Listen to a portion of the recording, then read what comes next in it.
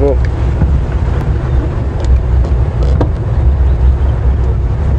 Alright, Brian. What do we do every day? Same thing we do every day. Try to find leopard. Yes. And there is a good chance for one. Yesterday afternoon we couldn't find him. But you haven't actually seen this yet. Sorry, Brian hasn't been out yet. So many of you have seen what Brian has not seen yet.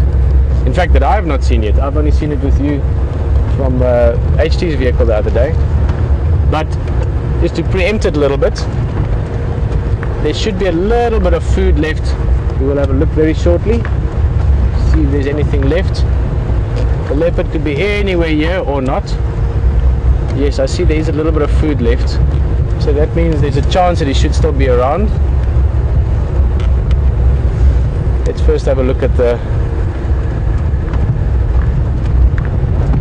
tree where oh, there's some impalas here. I wonder if there's a leopard somewhere in the brush looking at them.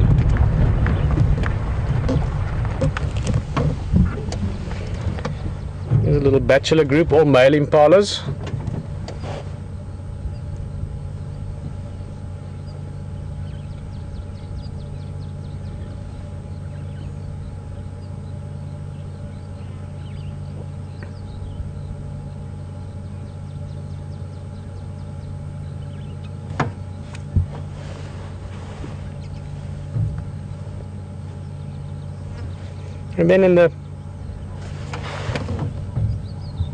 And then at the left hand side up in that tree, here you can see up in the sort of towards the top of it, you can see the foot dangling down. That's the meat that is left, or the little zebra that's left.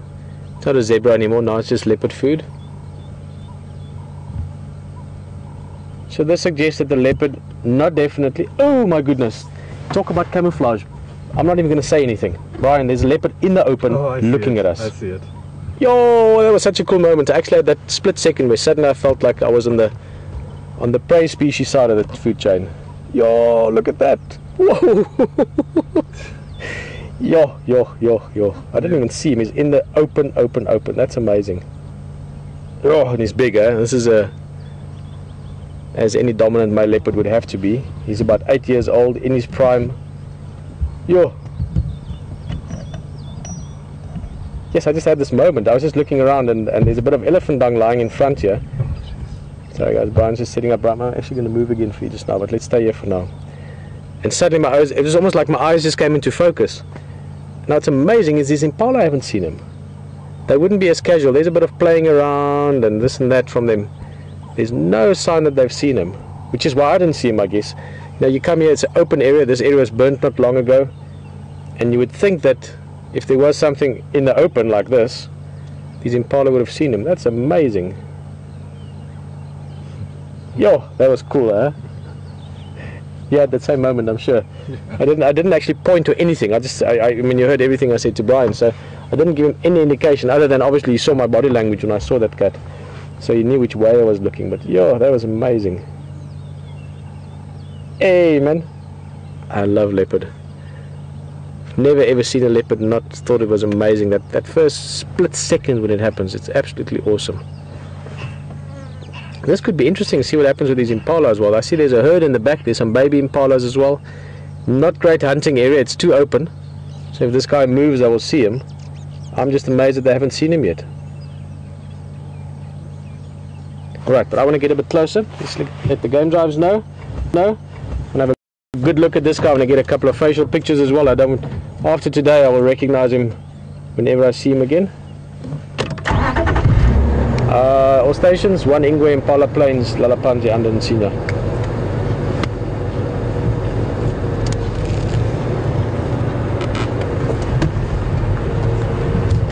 Impala Plains at the Bamba. But just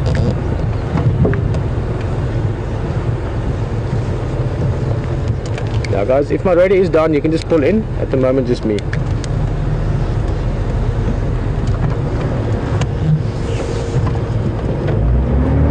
Yeah, just Kusue and Sina, just Lalapan. Oh, look at him.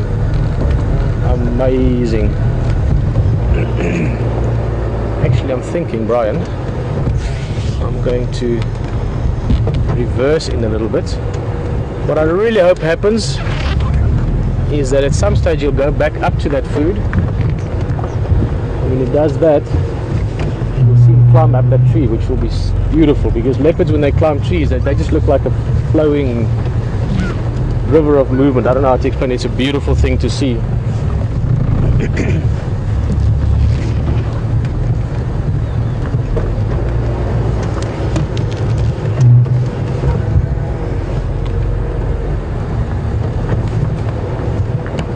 Yo, he's a big boy.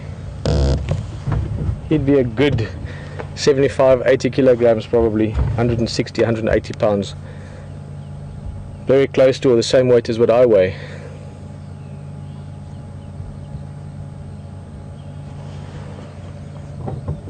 Now if we look at him, with leopard you can recognize them from various parts of them. So you start with the basics.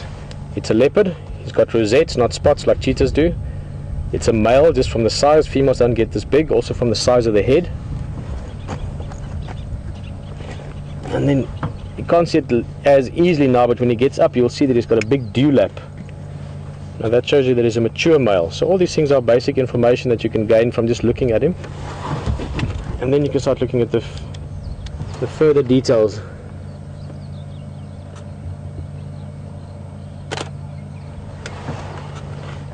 Facial markings, and we will certainly remember him after this. You can see there on his upper lip, he's got a few spots just above the whiskers. Now that's the typical place that you ID leopard from. Over the years I found myself liking more and more just finding some kind of one pattern on the face that I really can memorize or remember easily. And we saw a few the other day, but I'm going to spend a bit of time at it this afternoon and look at that and find a few things that we can recognize him from.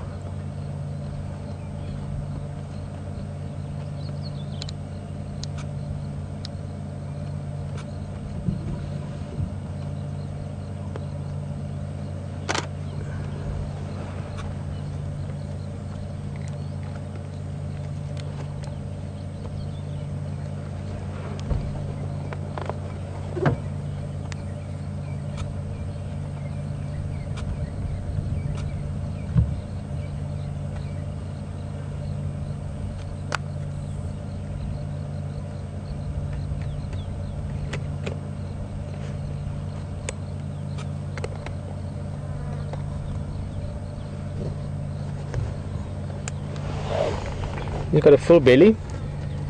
He's been eating on this now for what, 2 days. It is very hot physically around us at the moment, but also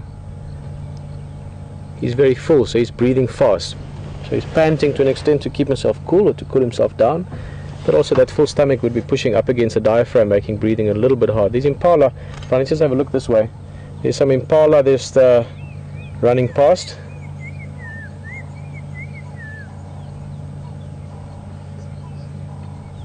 A little bit far, but in the area just to see that they actually are around him here, and he's keeping a bit of an eye on them. There you can see them just in the back. Now that's probably in terms of distance about 60 meters or so, but he's looking around a little bit. Not impossible that one runs past you just in play. Now hunting is not at the top of his priorities at the moment, but if they were to come close, he'd certainly take the opportunity. The instinct of the hunter is always alive, always ready.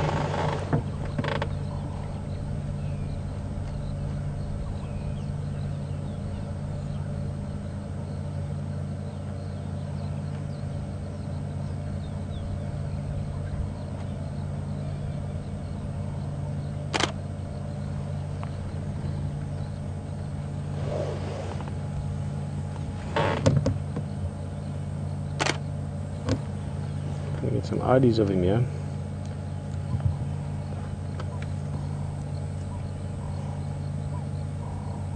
Oh, he's a big boy. No, he's all muscle, all solid.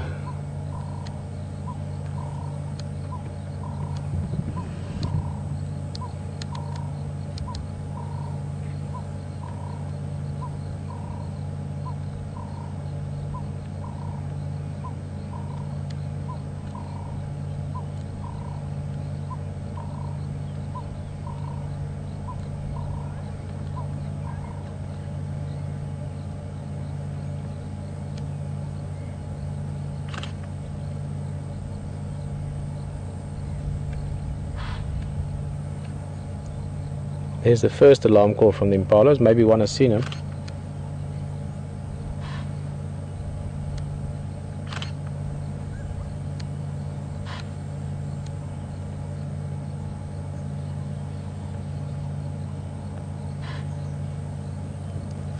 It's interesting though, they're so far away. The one that is alarm calling is far away from where this leopard is. I don't actually think they've seen him. The angle just doesn't make sense.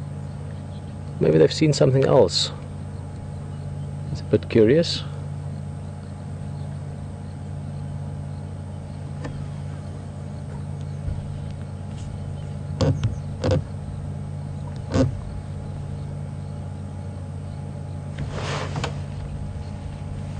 And this just highlights again the beauty of this area that we're in.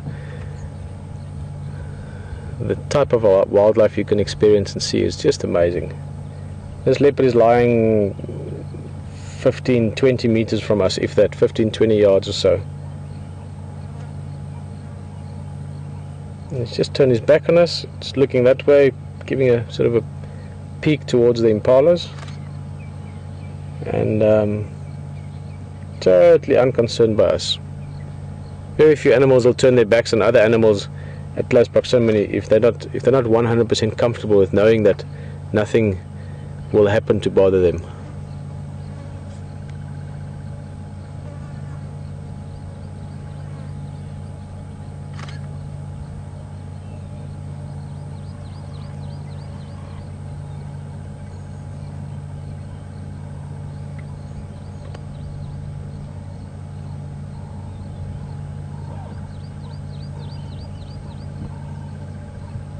Big guy, look at that neck. Very strong shoulders, very strong neck.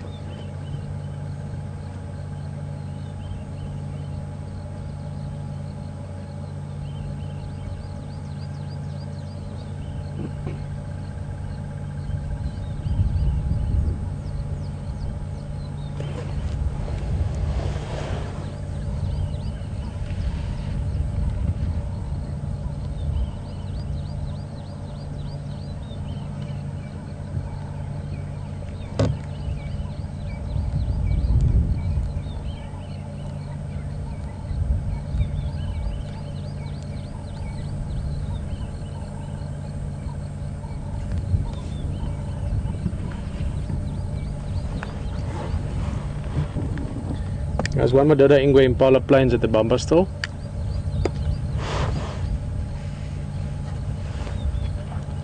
Peter, WildEarth, no standbys yet. Yebo standing by.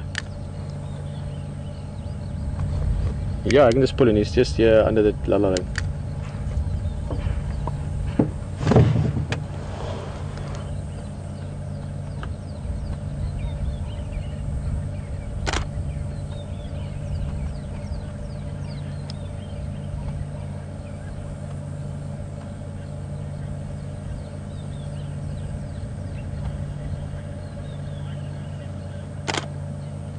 He's having a little look up at the tree there, that's good.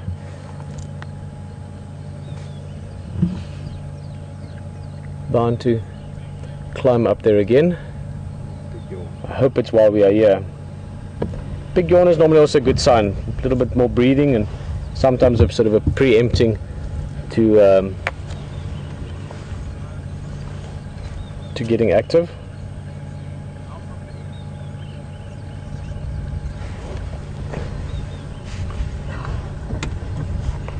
Brian, I think on our port side will be good, but wherever you like. Oh, he's just there. Let's get maybe this side. There you go. How's it going? We didn't actually see him. We stopped here. There were a bunch of impala playing here. Yeah. And then you know when something suddenly comes into focus. Yeah. We were like, oh, there's a leopard. Yeah, and he's so chill. I mean, that's not so relaxed. Yeah, I know, he's awesome. Huh? It's the first time I'm seeing him, so.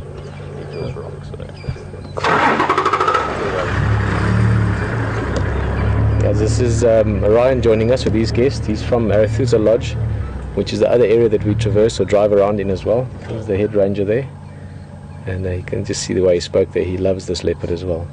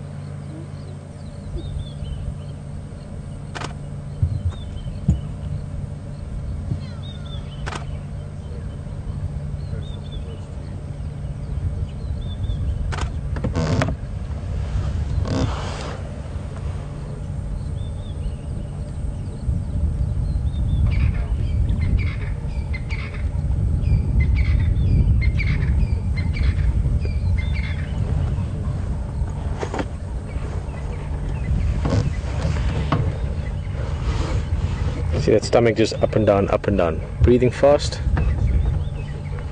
Hot from all the food in his stomach. Happy as well, I'm sure.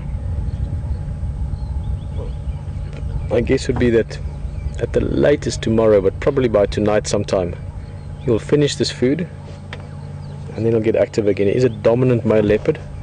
He is on the periphery of his territory here, so he needs to cover some ground again.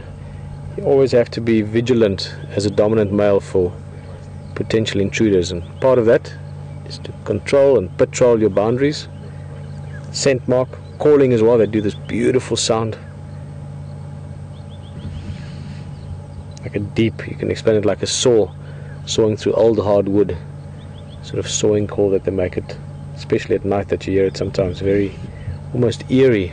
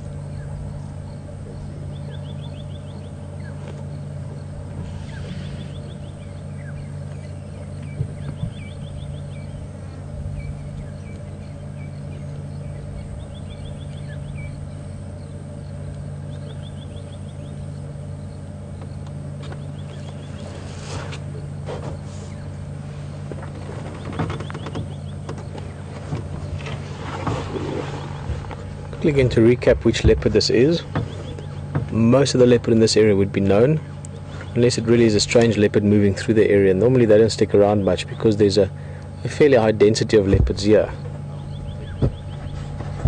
So this is a male, he's known as Tingana, and he got the name because of his early days. When they started seeing him, he was a little bit shy, so presumably he came from another area, not necessarily in the Sabi Sands where they grow up, being used to vehicles as much.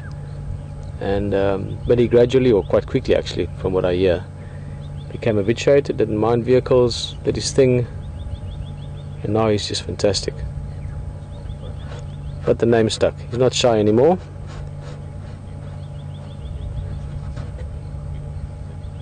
So Tingana, Tingana.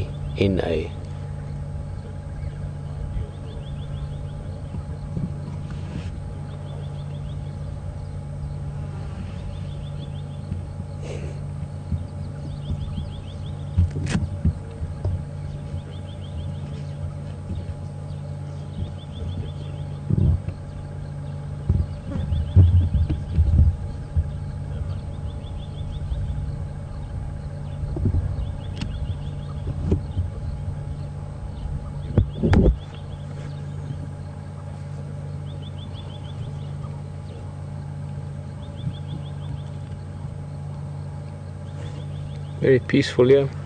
Bit of cloud in the sky, just enough to take that harshness out of the heat like we had earlier. Birds calling, white-browed scrub robin, can hear some franklins, dove. Last station, go again.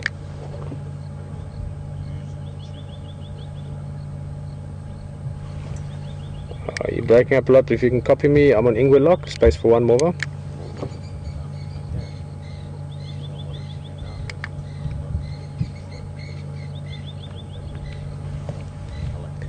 2 movers, you can pull in Impala planes, no problem.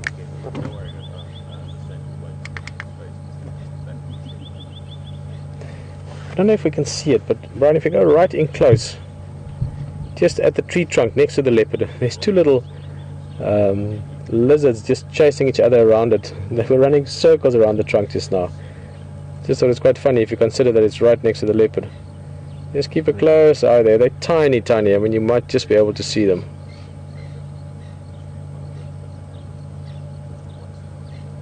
I'm wondering what's going on here. Remember earlier the impalas were making a few alarm calls, and I said it couldn't be because of Tingana over here. It was the angle was wrong. They couldn't have seen him. And I'm now hearing Franklin's alarm calling there as well. Just makes you wonder.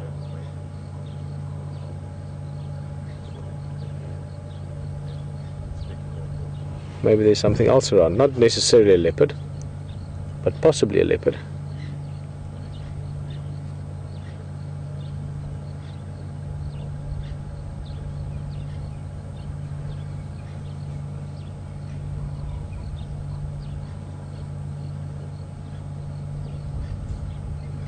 Would be interesting because the breeze, it's not much of a breeze, but there's a little bit of a breeze, sort of a northwesterly, which means it's blowing from us in the direction of where I'm hearing those alarm calls, where the franklins are calling. Franklins are like little chickens almost, even they're like grouse or like pheasants. Now that might mean, because of this breeze, that this carcass up in the tree could have attracted anything downwind. That could be hyena, could be leopard, could be lion even. Or it could be something different altogether.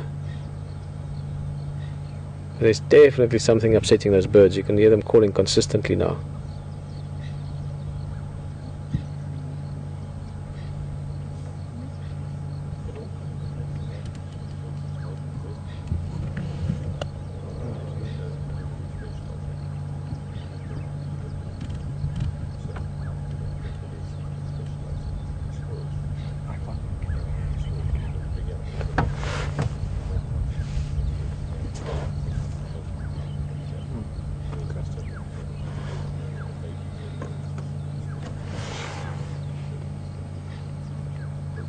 Lazy days, lazy days.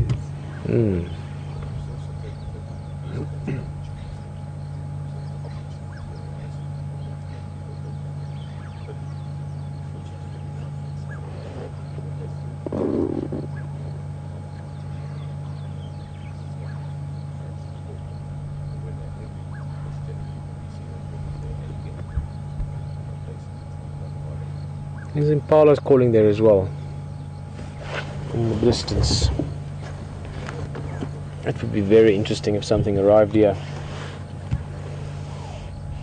Mvula perhaps, the other big male, he could also be around here. This is sort of a overlapping part of their territories.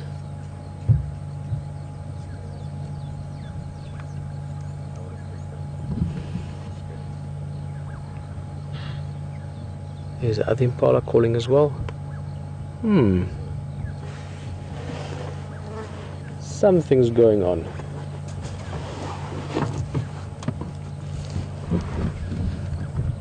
Maybe he's going to have a little look.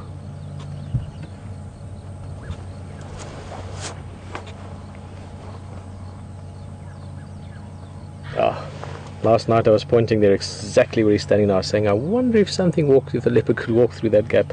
But he's certainly seen whatever, or was paying attention to whatever there was. First the impala, then the birds, now the impala again. Now these impala in the distance, the other group have seen him moving. Let's move a little bit. Yeah, I think there's something else coming, huh? Hi? Yeah. Hope it's something big. Setting it to Ryan. Let's go and have a look on the other side.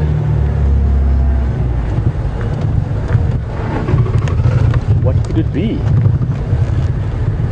Hiding on the other side of the tree.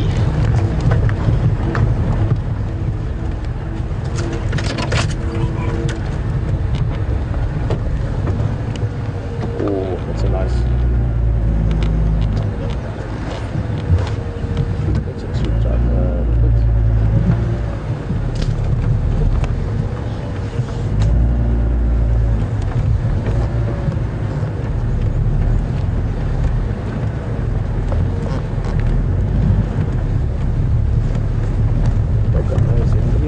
Perfect window, Brian.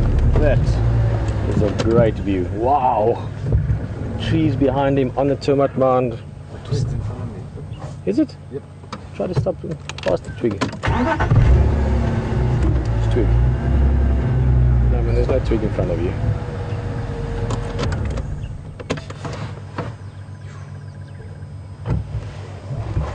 Hey, man. I just have to, for Brian's sake, say something quickly. This is one of the things I think one dreams of as a cameraman. It's want to do wildlife camera work. Is to sit in this situation. Don't you think, Brian? Oh yeah. That is absolutely stunning. Absolutely phenomenal.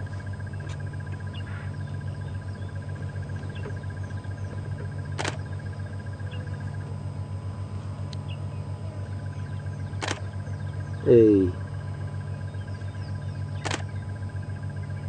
You can see the ears just twisting slightly, just listening. We're going to keep an eye on the other direction as well, see what might pop out here.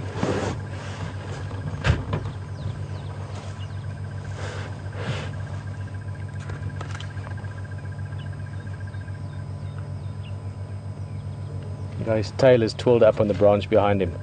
Leopard's tail is part of his communication as well. A lot of things can be seen in a leopard's tail.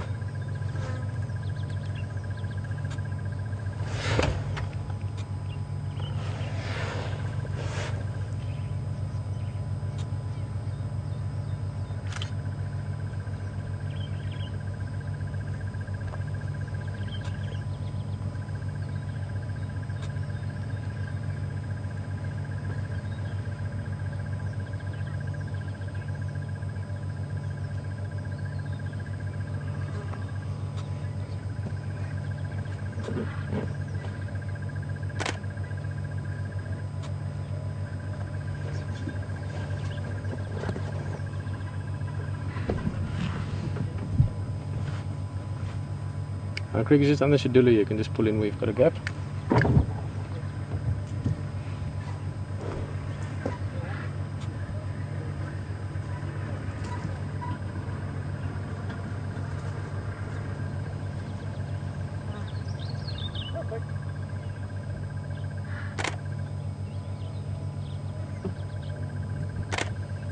Just watch those ears all the time, just listening one direction, listening the other direction. Constantly alert, constantly aware.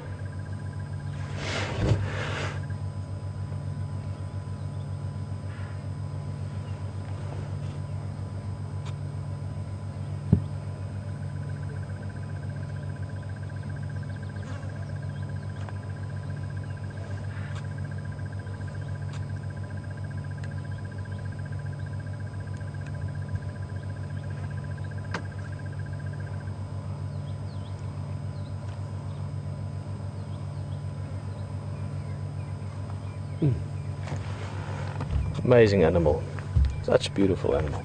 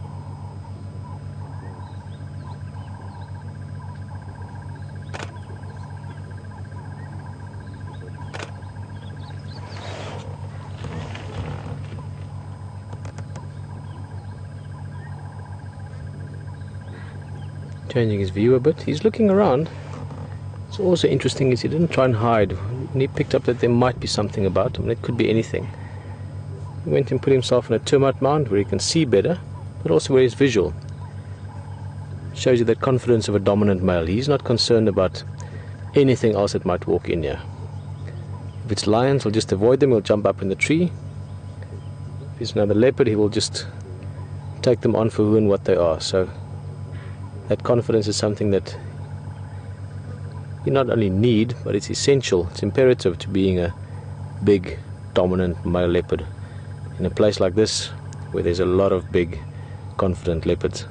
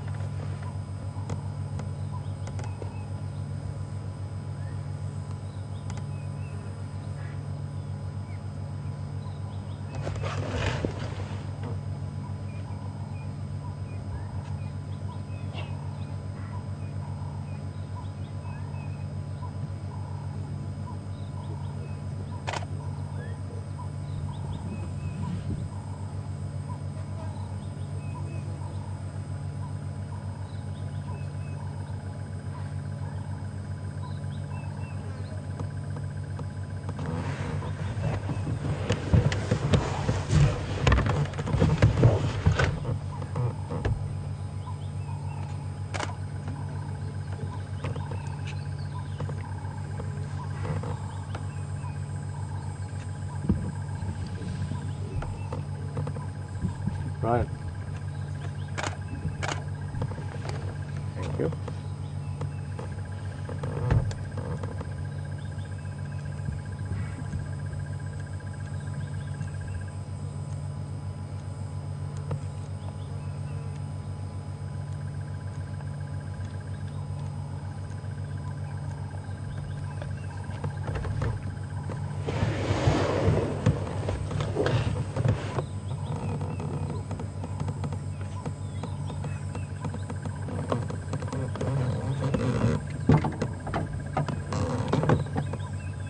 Correct.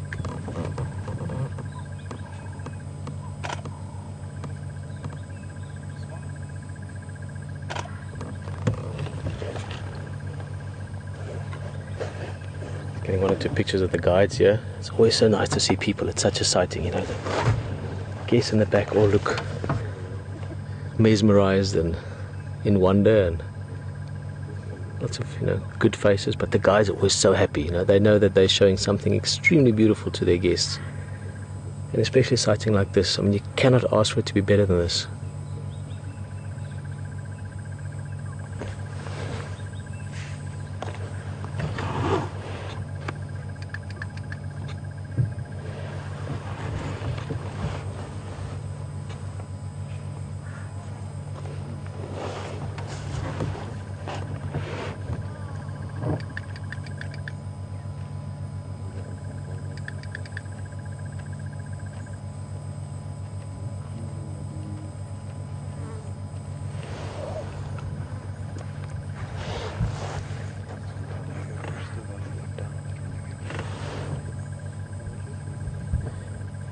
Double check. I'm getting a bit concerned. We're not hearing anything from the control room.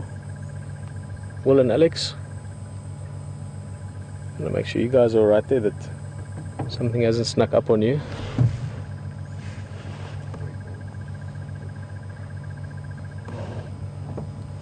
Station calling Craig.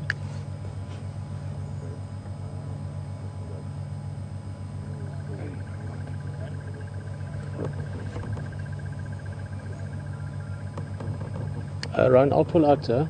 I'm going to take a little drive and then come back later.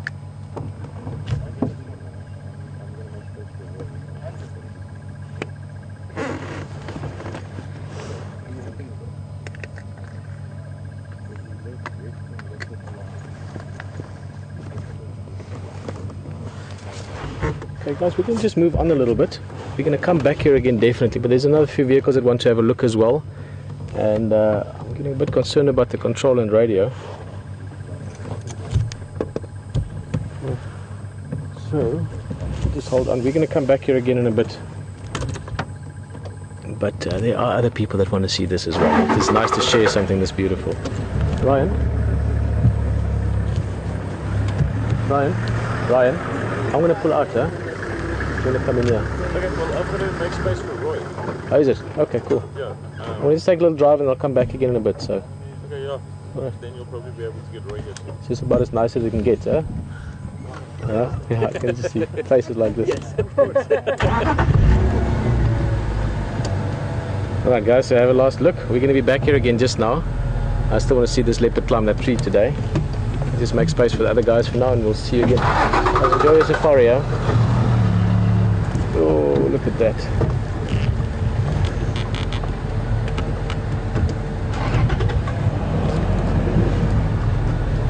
Make space here for the other vehicles. Such a treat for people to see it like this. Even for this area, it doesn't get better than this. Hey, it doesn't get better than this. Yeah. Enjoy guys, see you in a bit, huh? Ooh, that's quite a nice view as well. Let's just have a little peek there. Alright.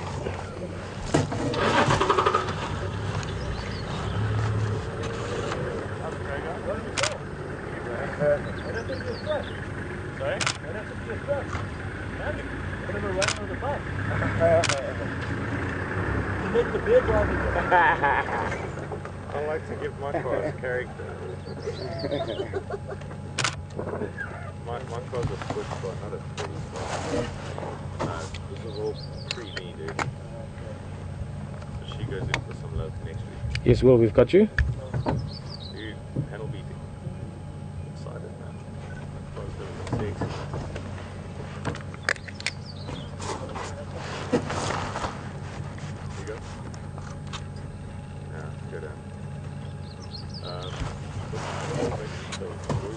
Alright, well, we're going to come back again.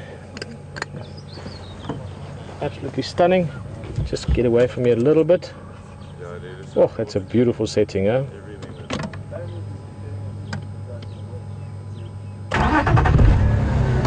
We'll be back.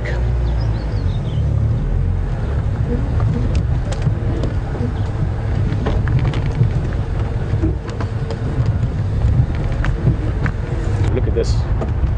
Hey, hey, it is an elephant. Hello, mister. The young bull, they can be a lot of fun at this age. It's a sort of a,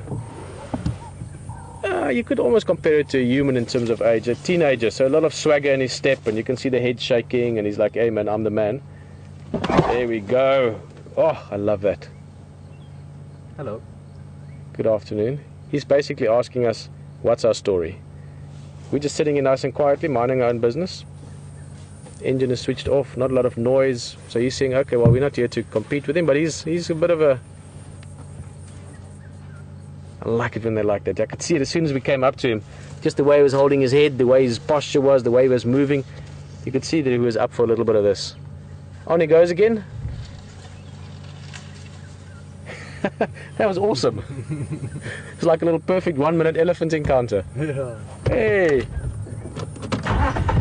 Thank you. Looks like he's making his way probably down towards Gowrie Dam. It's nice and hot. He's want to get some water. He's gone into the bush. I'm not going to follow him, even though he might be in a playful mood, but it's not the perfect habitat to follow around. Well, let's just poke our nose in here. We're not going to follow him, but I think he might give us another little bit of interaction, so to speak, just to sort of, yeah, there we go. Just to ask us what our story is. There we go. Hey, big guy.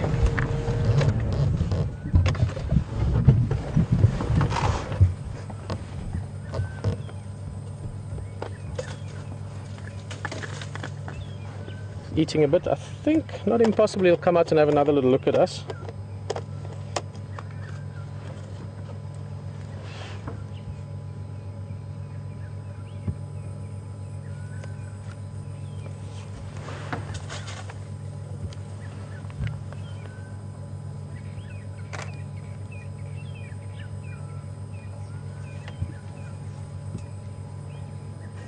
Or not.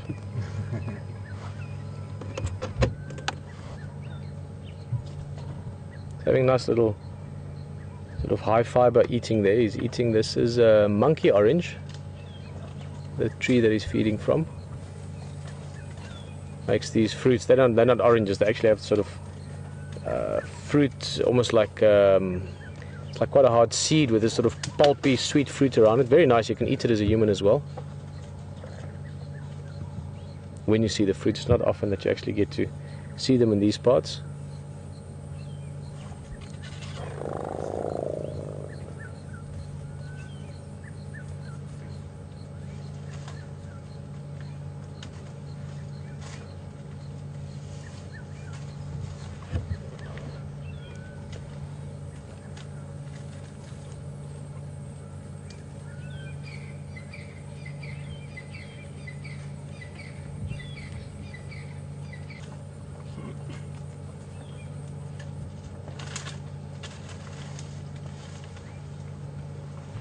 And that is how easy an elephant can disappear behind a tree.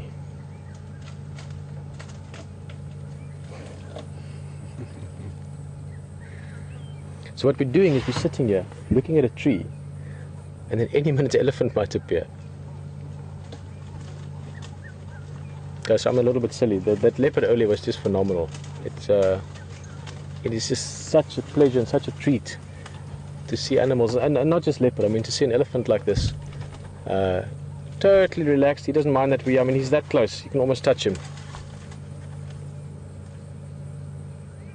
Nice and warm this afternoon. There's this, the whole time you can feel a sort of a bit of clamminess, so it makes you feel very alive, very aware of your environment. You really feel part of your surroundings, literally down to the air and the breeze, because when the breeze comes up you cool down, when the breeze stops you're sweating. Right here with this elephant, you can hear his feet crushing the grass when he moves, you can hear the branches breaking when he eats. You could hear earlier when he stood next to us and he shook his head like that, you could hear those ears flapping against his body and the dust rising up from him.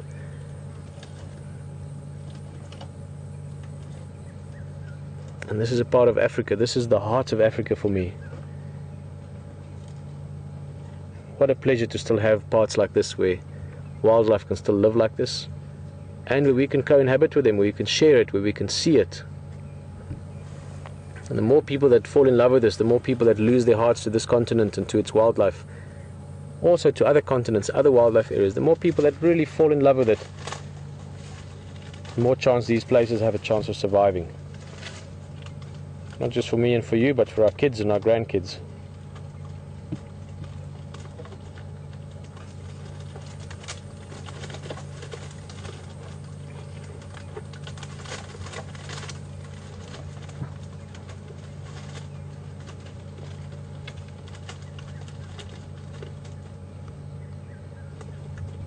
He's trying to climb this tree.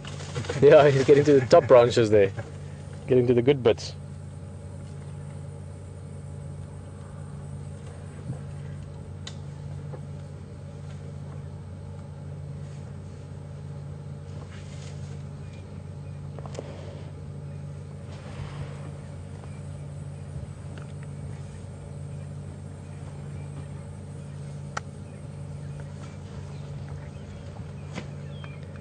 Well, he's just doing his thing. Not really interested in us anymore. He's happy to have his food. He's just listening to the radio there. And we can make our way back towards that leopard.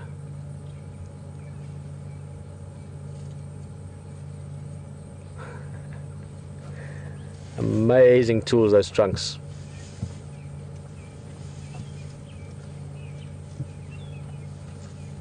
Okay, big guy, enjoy your afternoon snack. I'm sure he might be making his way down to the water later on. It really is that kind of weather. If I was an elephant, I'd be planning a little swim somewhere in the afternoon. Cool down a bit. Well, I'm glad we took a little drive. Yeah. Change of scenery. For those of you that maybe just joined us, I said earlier, call your friends. Let them know we're going to be seeing a leopard very soon.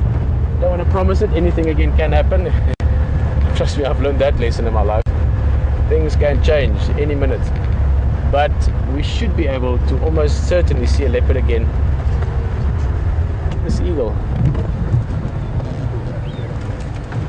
It looks like a Wahlberg's eagle to me. Get many different species of birds and many different species of raptors in this area. This is not a very large eagle. So yeah, it looks to me like a Wahlberg's.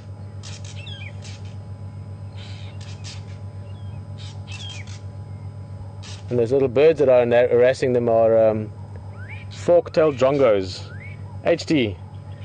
This would have been a perfect opportunity for HT. He really wants to show you guys a fork-tailed drongo, and they've been shy.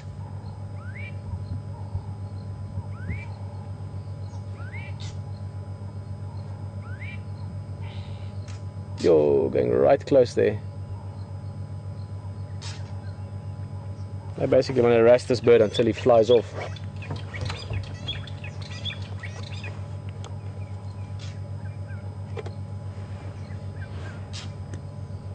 Just dive bombing him. Basically their theory or their plan here is if we annoy this eagle enough, which is potentially a threat to us, he will decide to rather go sit somewhere else. We'll just annoy him out of this area.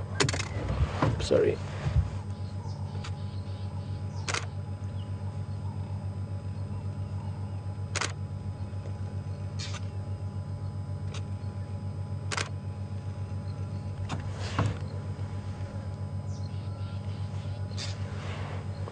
Beautiful view there, sitting up in a tree called a false marula.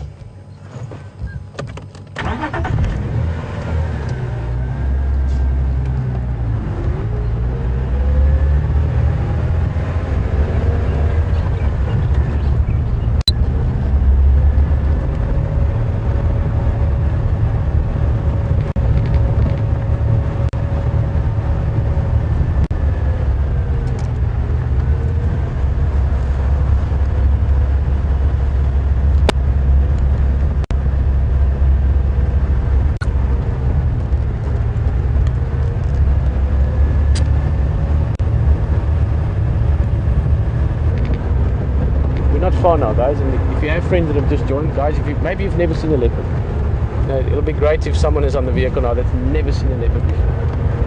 Because trust me, that first moment when you see it, it's amazing. It really is. And I'm getting excited. I've seen a lot of leopard in my life. Just the prospect of going to see a leopard again just now, even though we saw him earlier, my heart rate picks up a little bit. I can feel myself smiling a little bit, this little tune in the back of my mind, just good. It's very good.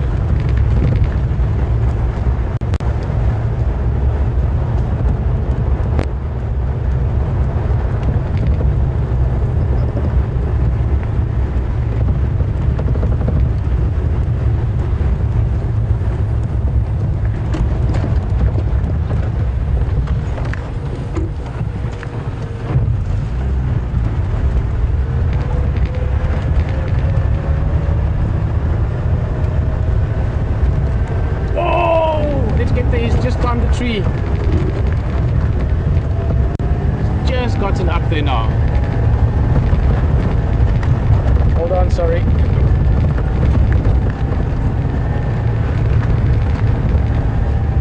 And it looks like he might want to move the carcass. Yo, look at that view.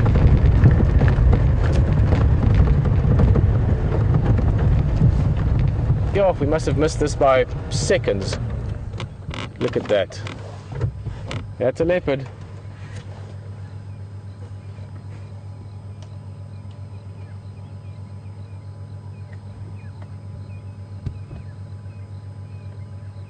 I'm going to move just one more time. This was just to show you where he's climbed up on. Don't worry. The fact that he's up means we're going to watch him climb down.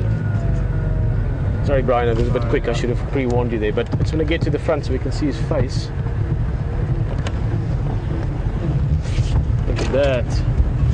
That's a view. I'll turn it a view. How's that?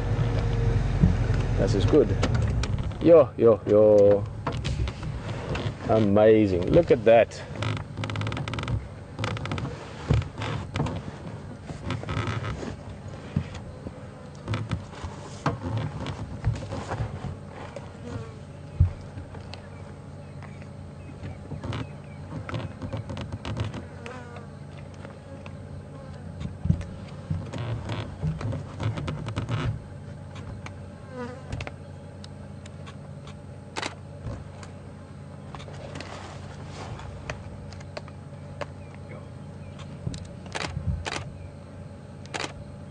What's he seeing? He's suddenly looking.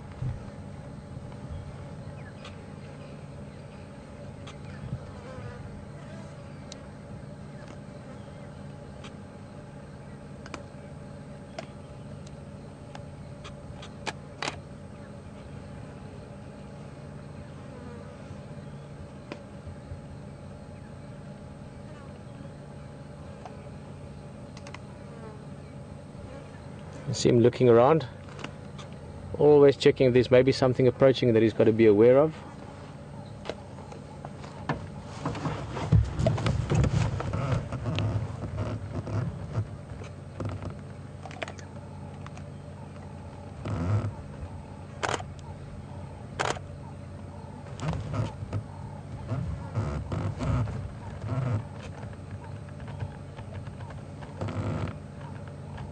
The flies buzzing around the meat.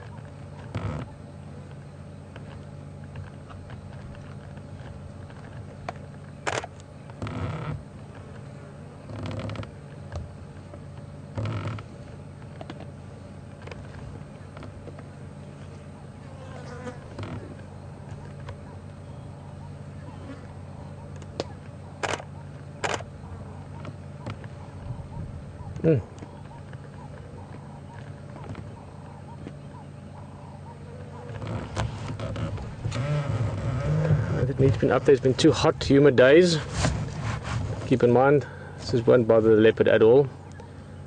They can stomach it.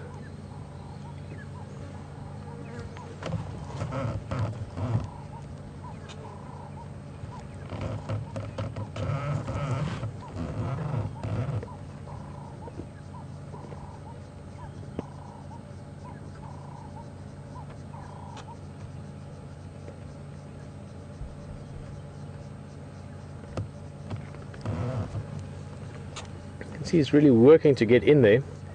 He's trying to get to the tissue with these, what you call the carnassial shears, which are the teeth on the side of his mouth. So in the front he's got those long canines, but those are more for the hunting part. Those are to grab hold of the prey, normally in the case of leopard around the throat area, so they can suffocate them, but also prevent noise. They don't want to attract the attention of other predators.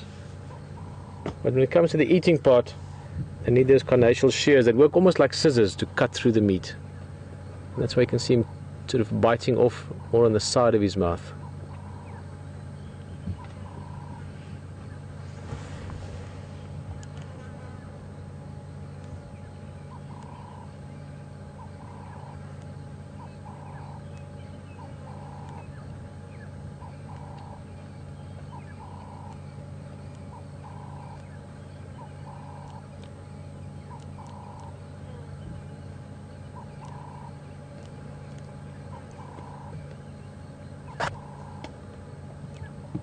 Still a lot of food left there. Oh, listening. Impalas were calling behind us. You could probably just hear them in the distance. He was giving a quick check that way as well.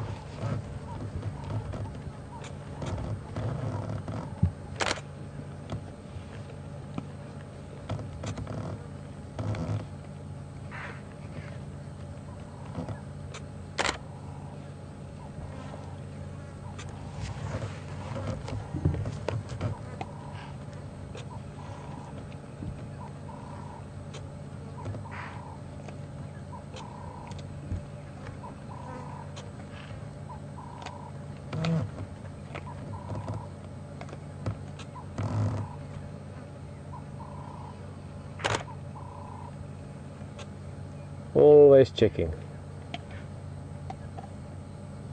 He's fairly safe up there. He's about, what is that, about probably between 6 and 7 meters, 20 odd feet off the ground.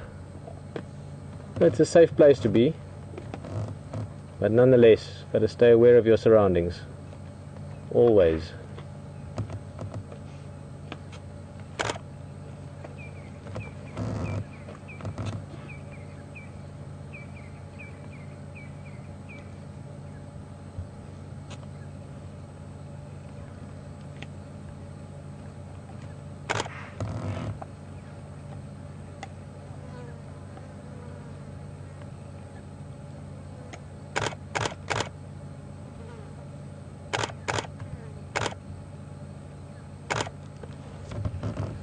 checking, looking, listening, eating.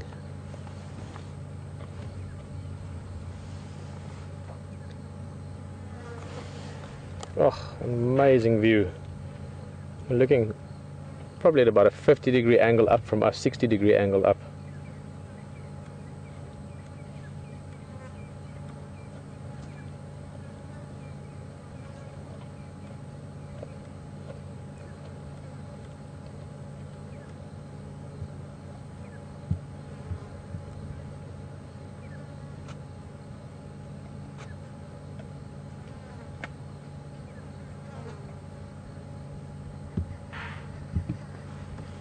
Paula's still calling, but in this case, I mean, we've been away for a bit now. Earlier there was something else bothering them, but excuse me, this is almost certainly because of this guy. He's up in a tree now, he's clearly visible.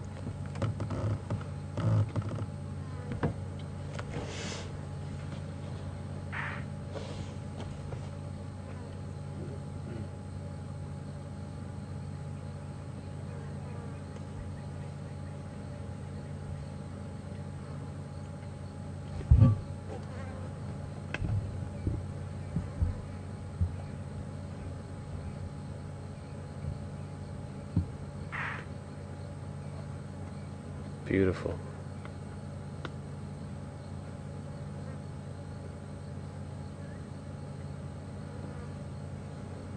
Yeah, look at all those flies.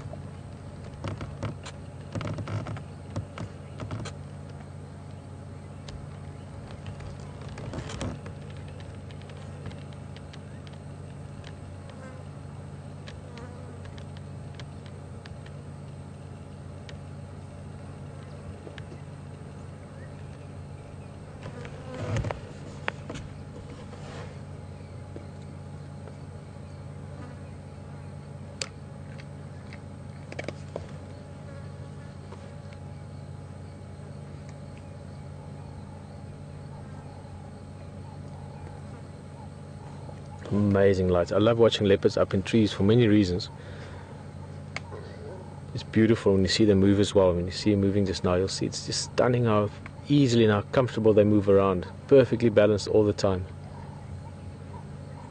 But it's also a lovely way to see them. You'll see their eyes really come alive. On the ground, it's often difficult to really get the light in the eyes. And I think just because of the angle, in other words, the angle of the light, the sky in this case, to us, it's always different. So when you're looking at a leopard upwards like this, you really get the depth, if you want, in their eyes. They've got amazing eyes. It can vary quite a bit as well. All leopards don't have the same color eyes. It can vary from sort of a yellow to a greenish, orangey. So there's this one male here that's known for his orange eyes.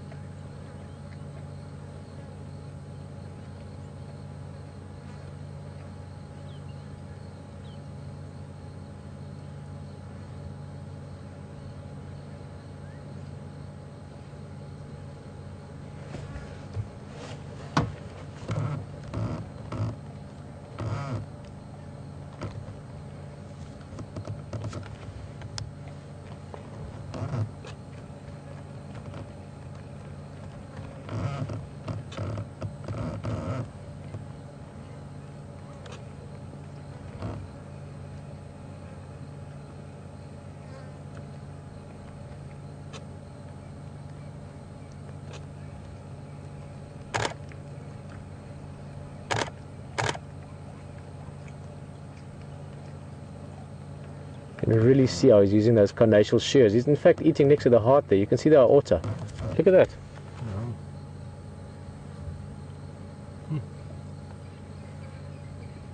If I'm looking at it correctly, that looks like it. Yeah, that's the... Oh, definitely.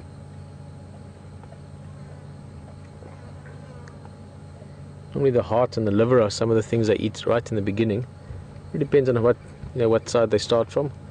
And again, in the case of a leopard, he's got the food up in a safe place, so he's not rushed. He can feed it slowly.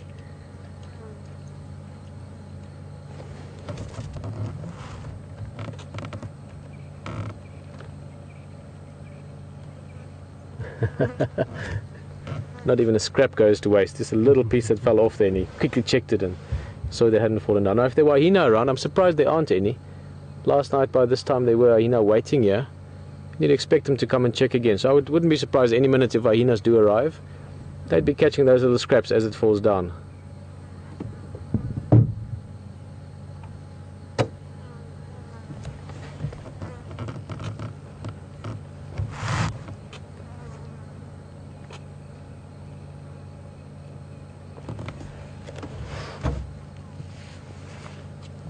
As all the game drives have left, I just want to let them know that it is up in the trees. Sometimes they might want to come back. All stations, just information. Tingana is up and then Tingana now.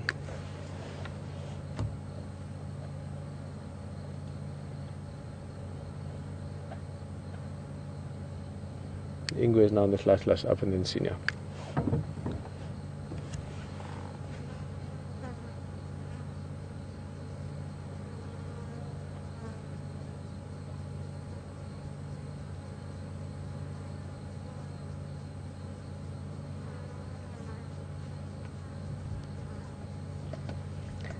Just to come back to our sort of test phase of this amazing experience.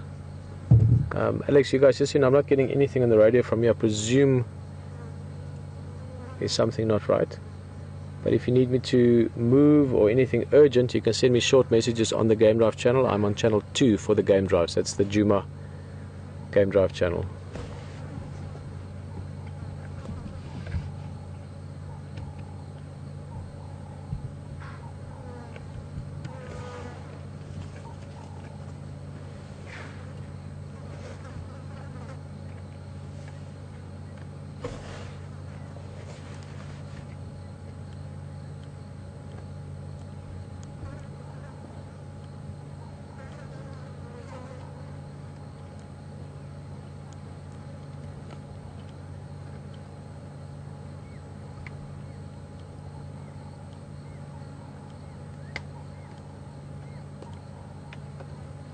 Another little scrap that fell down, another little scrap. Those would be nice little pickings for hyenas if they were around.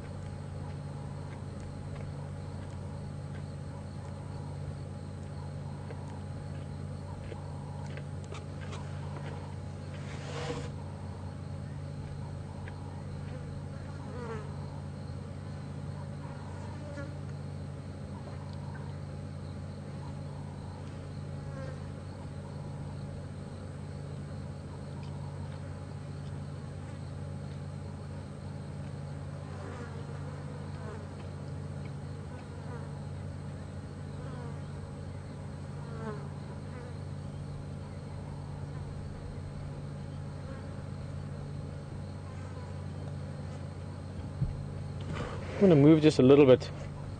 Just could be up there for another little while, but just to give us a slightly different view. But also, he's been having a good feed there, so he might be coming down at some stage, and he's going to come down on the other side of the tree from where we are. So I would want to see that. And when he actually does decide to do that, it'll be too short notice for us to move. So, it'll give us a slightly different perspective on things.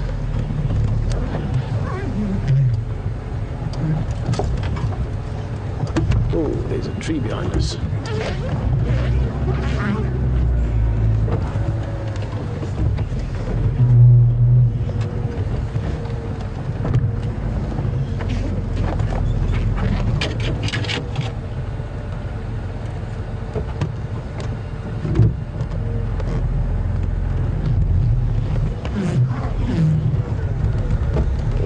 That's lovely. Lovely.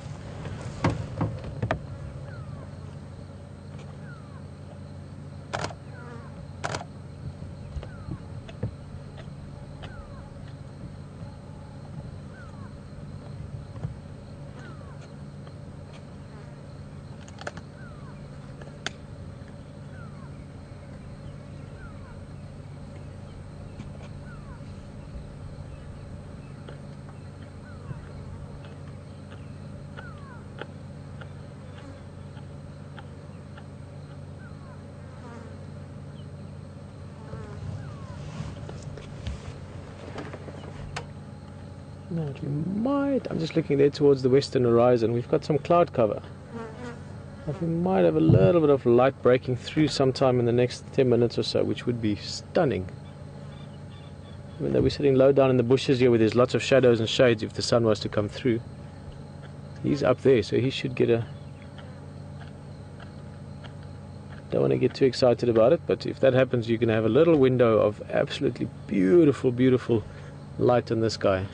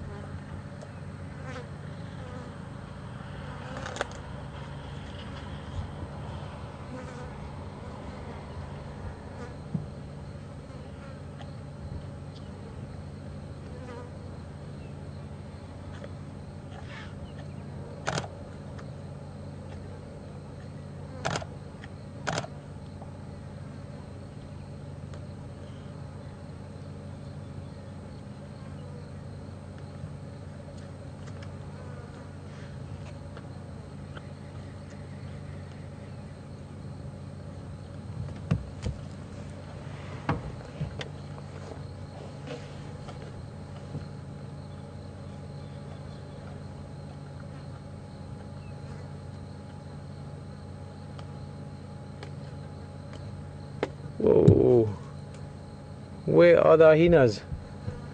Little snacks dropping down all the time now. No.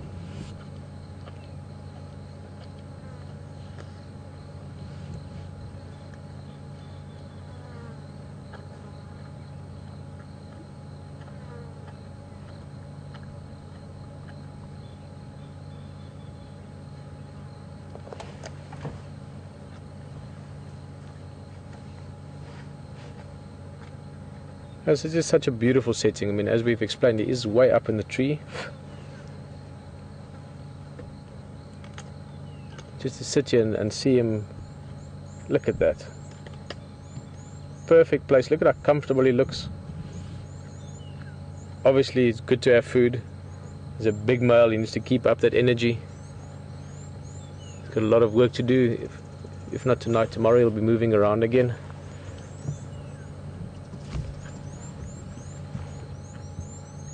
Belly's nice and full, we can see it there.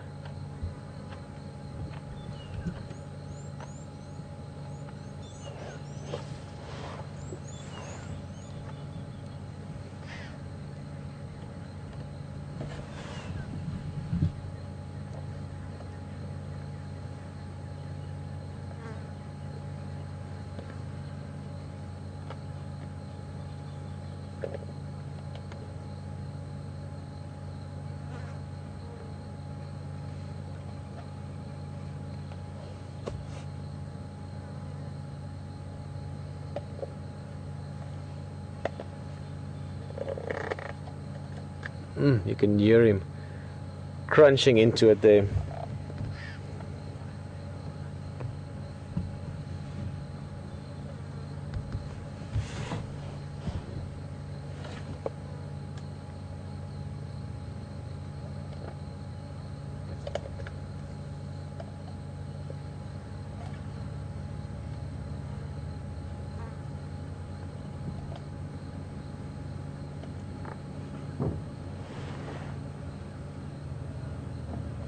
Roy again. Yeah, I'm for coming on my western side.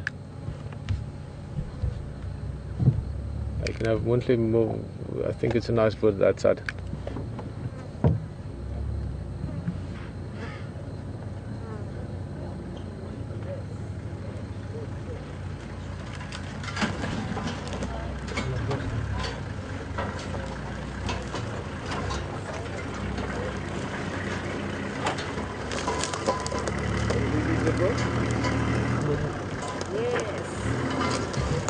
I think there it's nice, huh?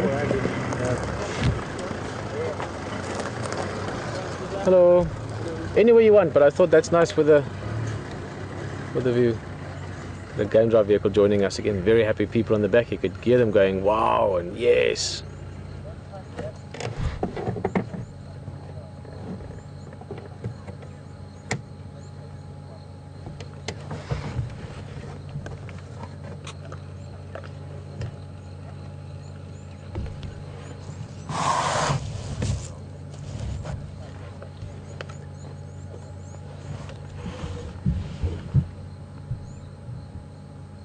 As I don't want to promise, but that little bit of sunlight I was talking about looks like it might be coming out.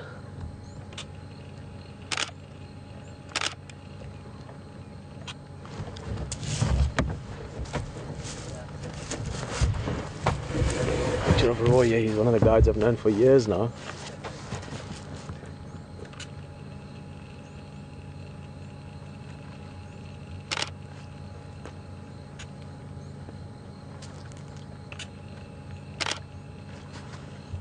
Nice.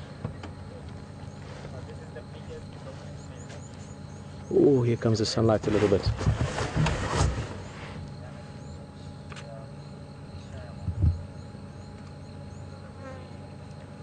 going to be only a few seconds of it. It's very late. It's basically sunset coming through. I'm hoping those rays just catch him a little bit.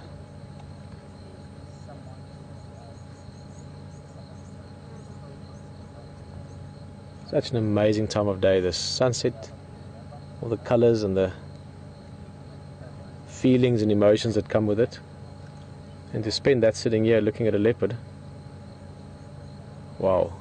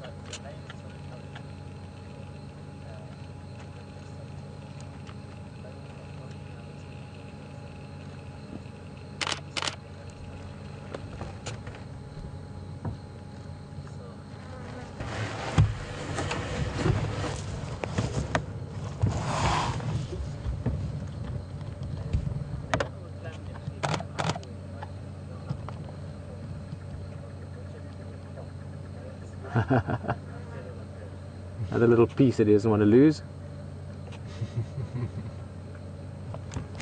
See how carefully he picked that up. Don't want to lose a drop.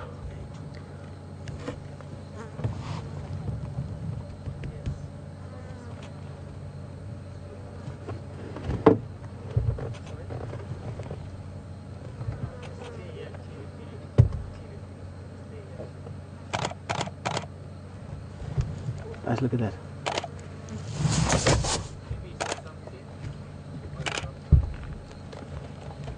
Oh, wow.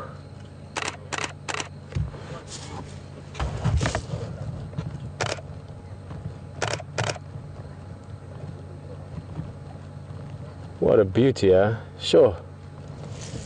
Okay, look at that. He's going to go down, I think. Remember we had the zebra. Oh no, he's just going to make himself comfortable. Almost looks like he's part of the tree now.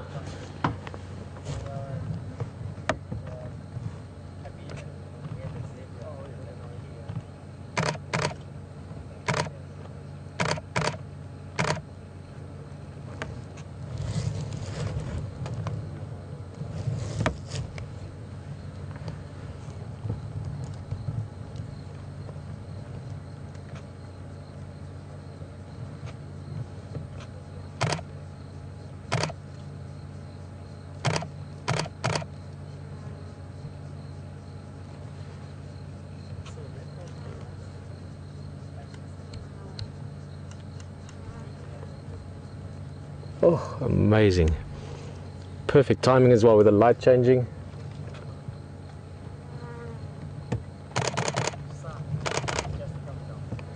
Oh, look at how big he is. Absolutely stunning.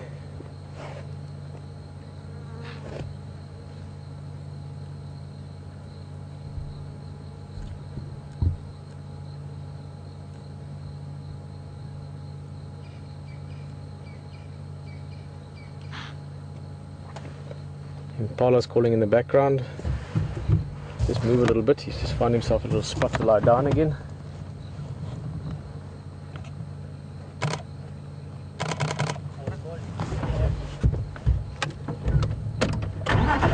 Brian, I'm going to try and get you. I'm not sure, you might be too high there. There's this perfect little window through this gap. If you go in close, let me just see. If we could, that would be great. Go in close a bit.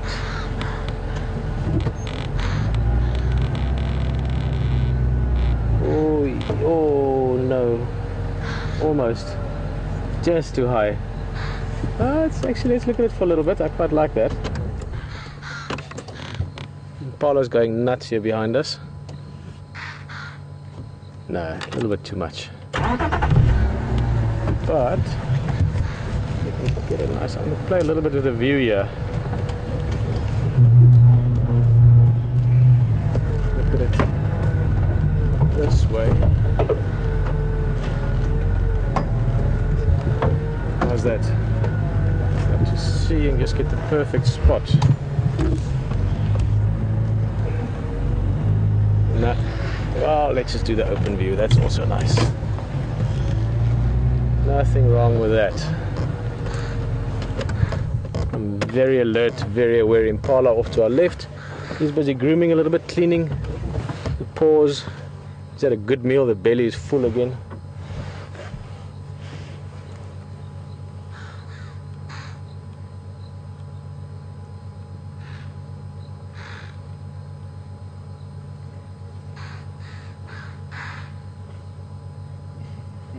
All the Impalas doing this. Yeah, no, they. Big news alert. Everybody, there's a leopard.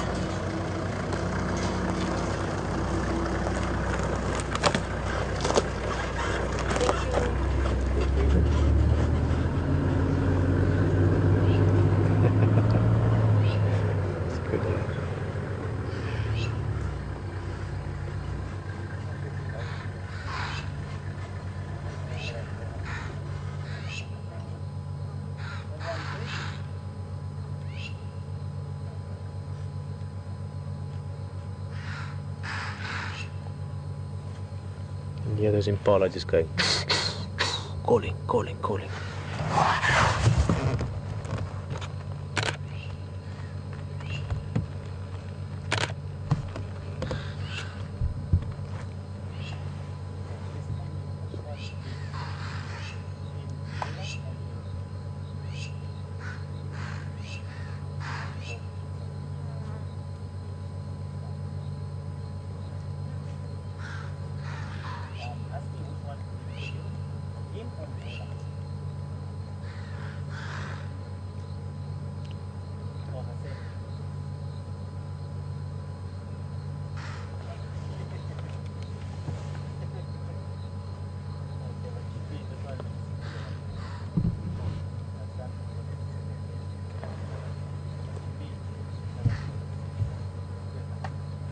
Interesting, I wonder where he's going. Back to his termite mound again. He does like that spot.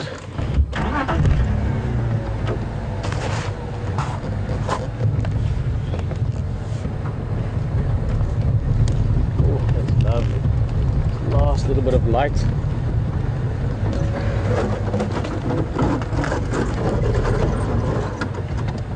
Oh, look at the colors of those dead leaves as well. That's stunning. Look at that framing.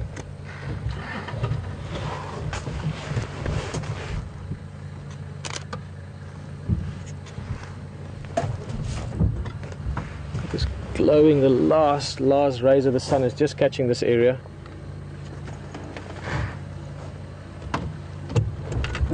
I don't think gorgeous even begins to describe it.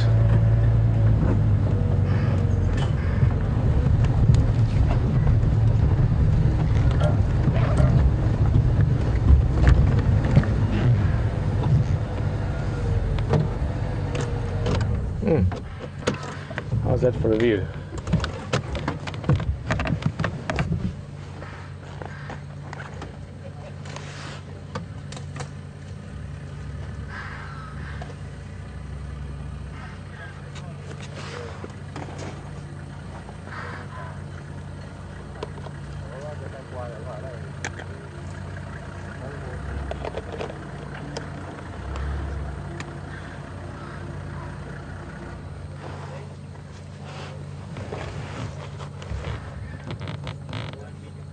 Yeah, I'd like to.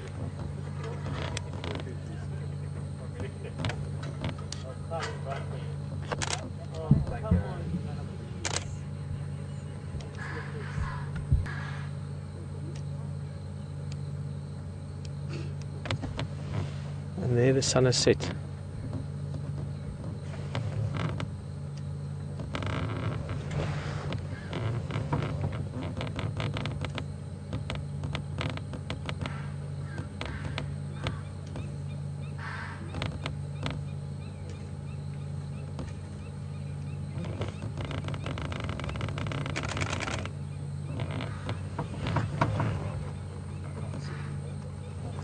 He's right behind us now. We can't turn for the moment. He's too close to us. I wonder where he's going actually. It's almost as if he's decided it's time to move on, guys. But what an amazing sighting.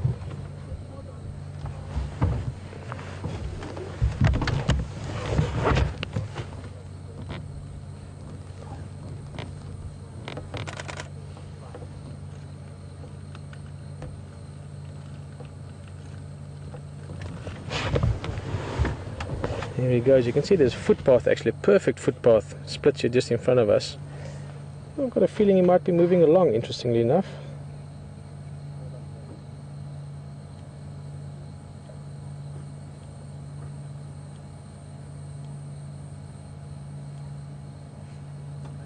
Or not. Got a big belly. Yeah, no, he's very full now.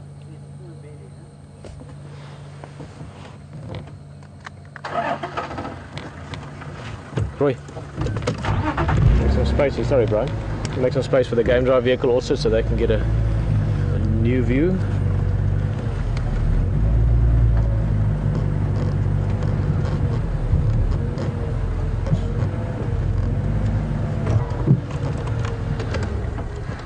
Let's sit back a little bit. We've been so spoiled. We had a beautiful view up in the tree, climbing down, everything. We're going to give these guys the best possible opportunity to get their enjoyment out of it, as they have been. I must say, they've been sitting with us, and every time and now and again I look over and you just see these massive big smiles on their faces.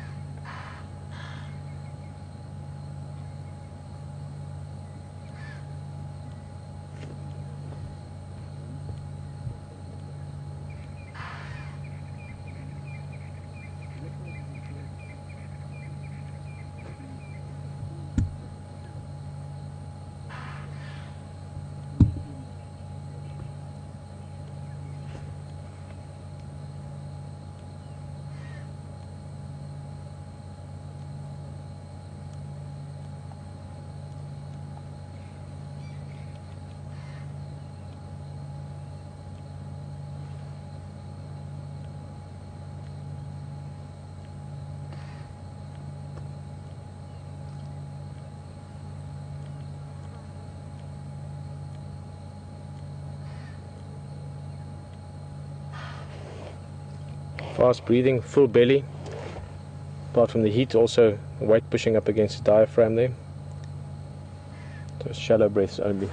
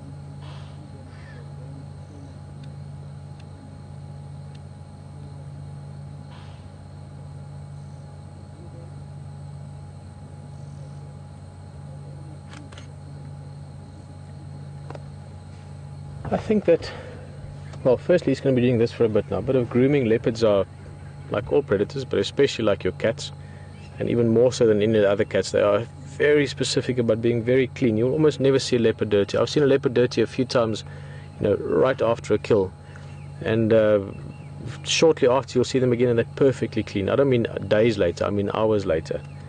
Very meticulous about being perfectly clean, cleaning the paws, the toes, everything. So he'll be doing a bit of grooming. A little bit of looking around as well. He will stay alert to the potential of other predators. The sun is set. It is that time of the day when things start to walk around.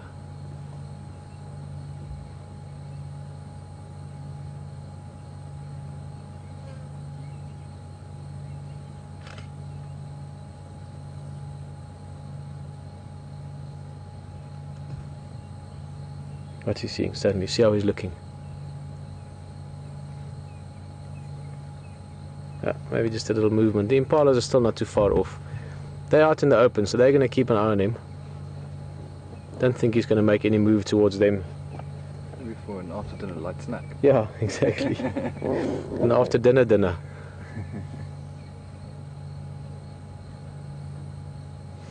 You know what I'm quite keen to do is I think we should do a little drive, just see if we don't bump into something else in the area. Maybe who knows what, hyena or something like that. He's going to be doing a bit of this, and then we're going to come back here towards the end of driving. And I just want to get closer to our camp. As I said, we've done some radio tests, and I think something is not quite the way we'd want it yet. So I just want to get within range so I can maybe get a few questions, talk to you guys a little bit.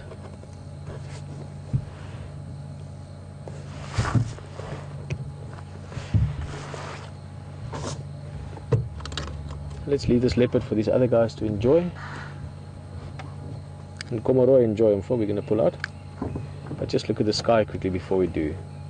It's that sort of post-sunset sky that you get. There's quite high level clouds, so even though we are in the shadows of the curvature of the earth by now, those clouds up there are still catching the sky. Look at that. Wow.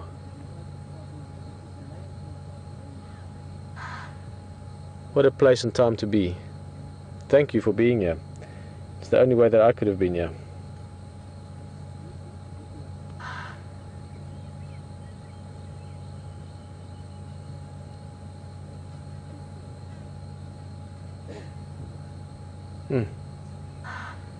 Stunning, stunning sky.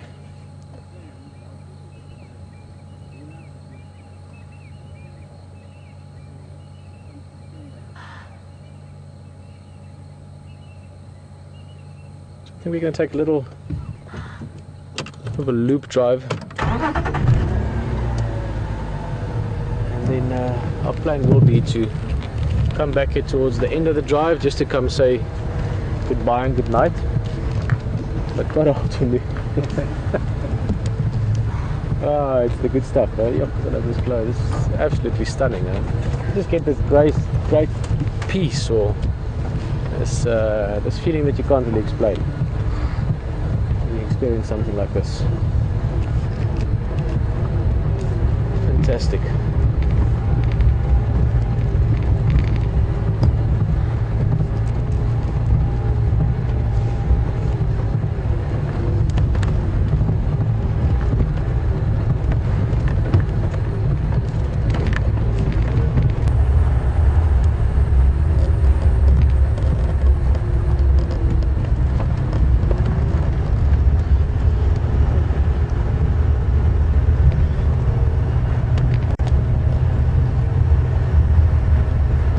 Some fresh elephants around. I saw some dung there.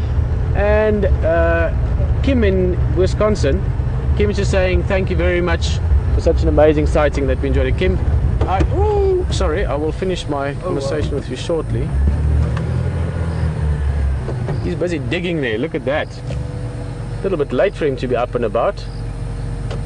Sorry, I'll put the lights on again now. Let's just do that, that's better. He's busy digging there. Or she, actually, more likely. This is a monitor lizard, or a rock monitor. In Afrikaans we call them a lekkerwaan.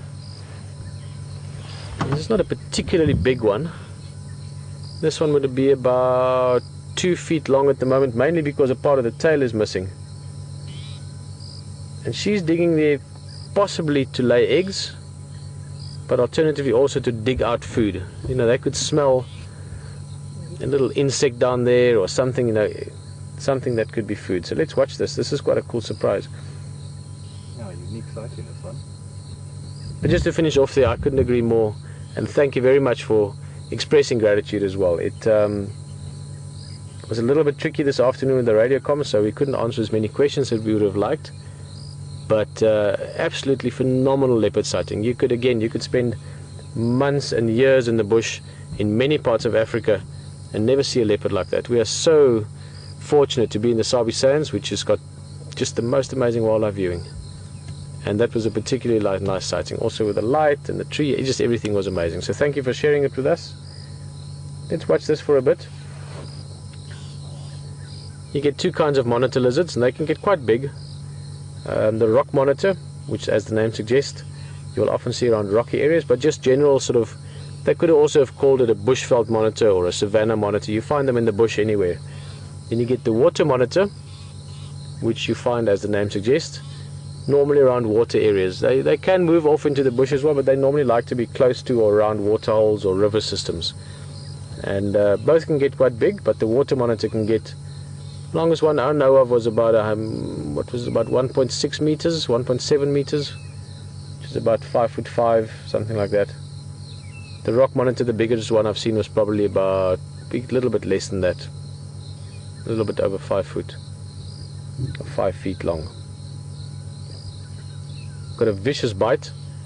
They get hold of you, they can sort of lock their jaws. But then again, if you don't poke your fingers around them, then they won't bite you.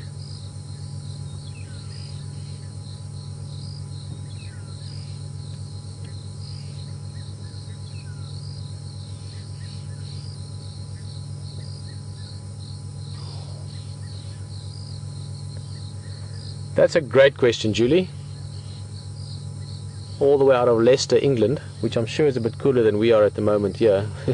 I mean, I did say it's very nice now compared to earlier, but that's because earlier was 40 degrees, 39, 40. We're now still probably sitting in about 30 degrees. Very sort of in-your-face kind of temperature feel to it. But Julie's is asking, will this monitor lizard grow his tail back? Now, I'm quite curious what happened to that tail, actually. It doesn't look like it's that long ago. It looks like a relatively fresh wound. I don't mean half an hour ago, but I mean maybe in the last week or so, as opposed to a few years. I've seen a few monitor lizards over the years with missing tails. Most likely this would have been from anything from a hyena to a leopard to a honey badger, even. Honey badger maybe not so likely, but if I had to guess, I would probably venture hyena, lion, anything might have gotten a hold of it, snipped it off, but the monitor lizard would have put up quite a fight and gotten away in the process. But no, the tail will not grow back, Julie. With your smaller lizards you get the tails growing back. Geckos you get it, skinks, but not with these big lizards.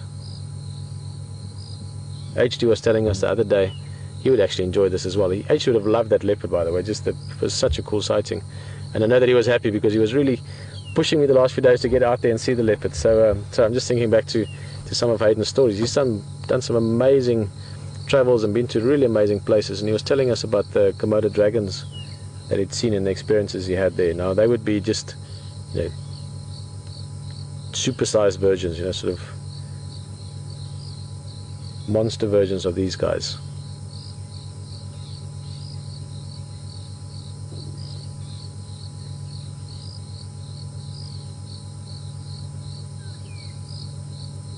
Something so primitive about them. Look at that face. This could be right out of the dinosaur days. To some extent is.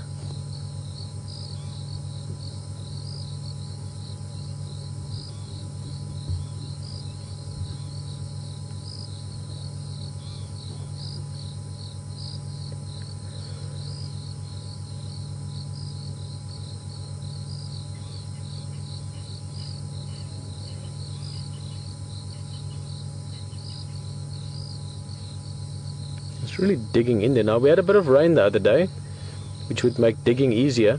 The sand would be easier to dig through, but also, oh, look at that scorpion, look at that right in front here, just in front of the monitor lizard. That's amazing. It looks like a burrowing scorpion by the look of it.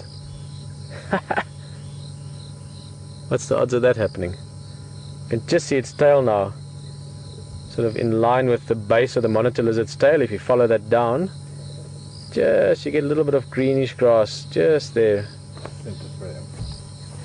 Middle of the view now, just there.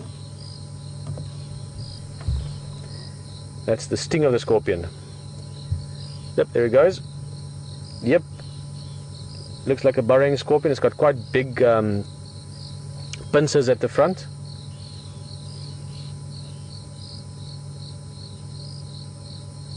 Not that dangerous. I've been stung by these a few times. It's put it this way, you do become very much aware of it. It's not something you're going to sort of just not notice and wonder what that was. It is very painful. It does wake you up, but not dangerous. They use their pincers to a large extent to catch their food. They've got strong pincers, and the sting is just to help immobilize the prey or to protect themselves. Unlike some of the other scorpions, like the parabuthas, which can be very dangerous, they've got tiny little pincers and strong venom. So the burrowing scorpion, which is probably the most common scorpion here in southern Africa. Not dangerous, but you don't want to mess with them. A little bit like spiders, you know, you can get used to them, but they stay a little bit weird to handle or to be close to. This is so awesome, just having a little window into a part of the bush that we don't see as often. We tend to look at a lot of the bigger things. I'm very happy with that. I'm one of those people that are very honest about it. I love seeing leopard, I love seeing elephant, but I also love these little surprises that you get along the way. Really like that.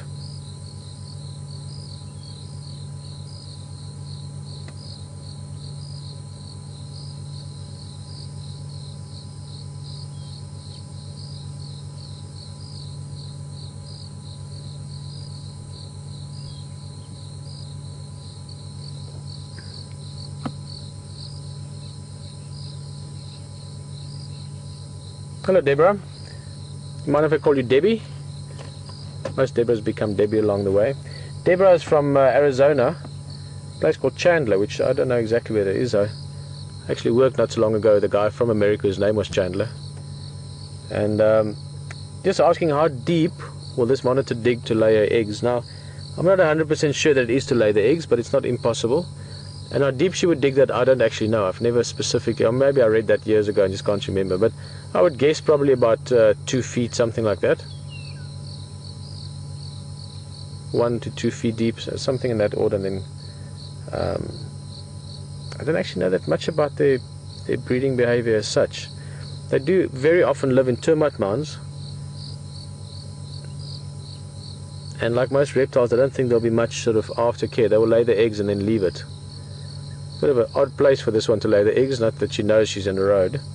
But it would be fine if this is the case. It's in the middle of the road.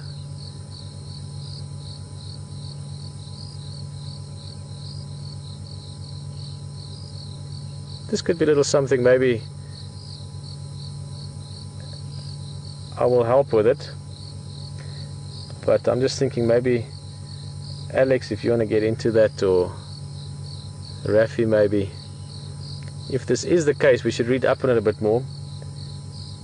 And we can see how long it takes for the eggs to hatch, and maybe just 3, 4, 5 days before. Normally these animals have got very specific, not gestation periods, but hatching periods. 5, 6 days before we come stick a time-lapse camera down here and see if little monitor lizards pop out. That would be amazing. Yeah. It's not every day that you will get this opportunity. Now again, she might just be digging in there for food. But I'm getting a very careful way about what she's doing here.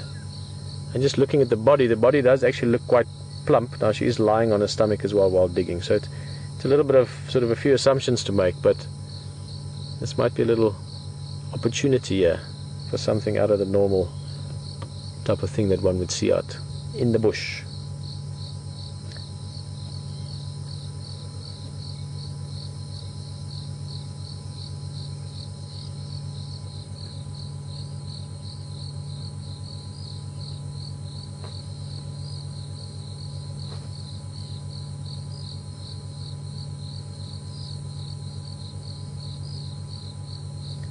Well, that's something to think about. Very interesting, like the scorpion as well. And we're getting towards the inner drive. As I promised, we will go back to the leopard. We're going to leave this monitor lizard. She's so just happy to do her thing and not bothered by us at all.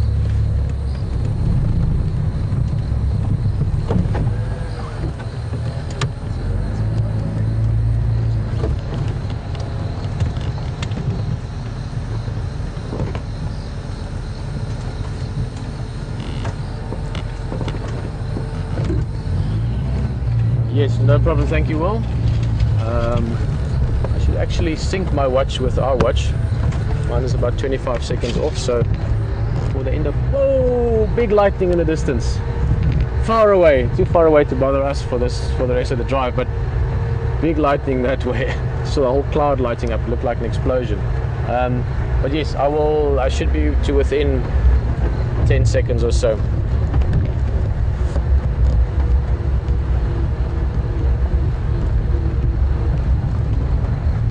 Perfect. Yes.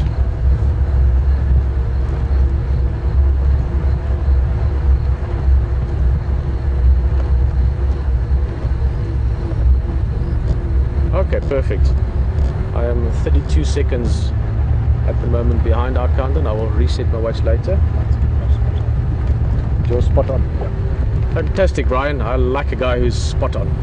So thank you, Will. Guys, basically just so that you understand a little bit of this, where we're going now, we won't have radio comms, but we will have a leopard, so we're going to go have a look, and we'll just say goodbye to you.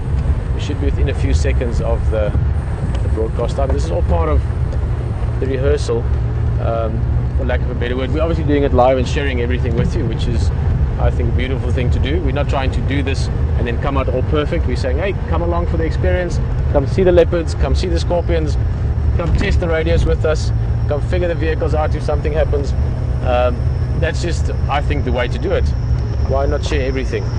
So we're going to go there, but we are rehearsing towards the Big Cat Week. And for Big Cat Week, we will have to be very, very specific to time, because it will also be on television and in North America. Hey, there's another scorpion. We just missed him, no worries.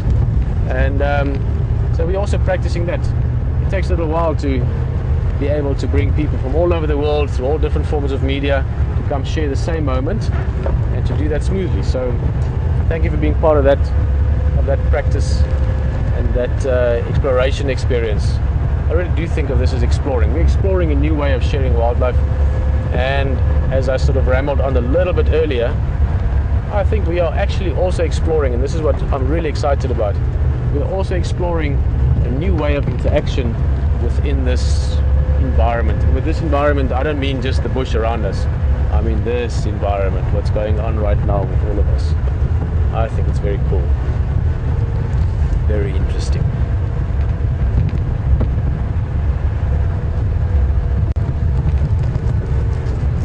No, I think of every now and again, and excuse me if I'm going on here, I won't make it too long, but there's a person that that I've viewed and watched a lot of times and thought she's really great. Sorry, that's an insect in my nose. Always difficult to talk when you've got something flying around in your nose. And someone that likes things a little bit out of the ordinary. She's picked some great dancers and artists and things like that along the way. And that's Ellen DeGeneres. I think she's hilarious. I'm sure all of you agree. But maybe if you guys can help us, because we're very busy. We're getting vehicles ready and all kinds of gear ready. But if we can maybe get 10 or 20 or maybe 500 or 1,000 people writing an email to her and saying, listen, why don't you go on a game drive live on one of your shows? She's got a live audience. She can hop on the vehicle. We can chat a little bit. She can make us laugh.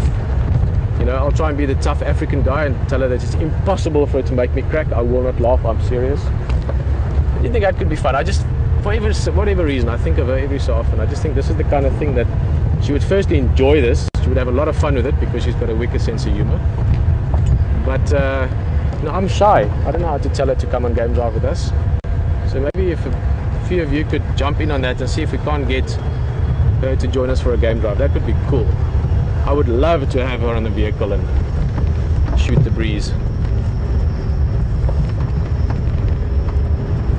If you don't mind, could be fun. Who knows, maybe those of you that get her to join us for the drive can go and join her for the show, because she does that kind of thing. Anyway, we are going to look at a leopard. If he's still there, I think he will be. We're about 2-3 minutes away from there. Maybe by now there's some hyenas around, maybe something else, maybe other leopards, maybe he's gone, who knows. I've got a feeling he's going to be there, still busy just cleaning his paws and cleaning his face and just doing what leopards do this time of night when they've got a full belly. Pretty much sort of just chilling.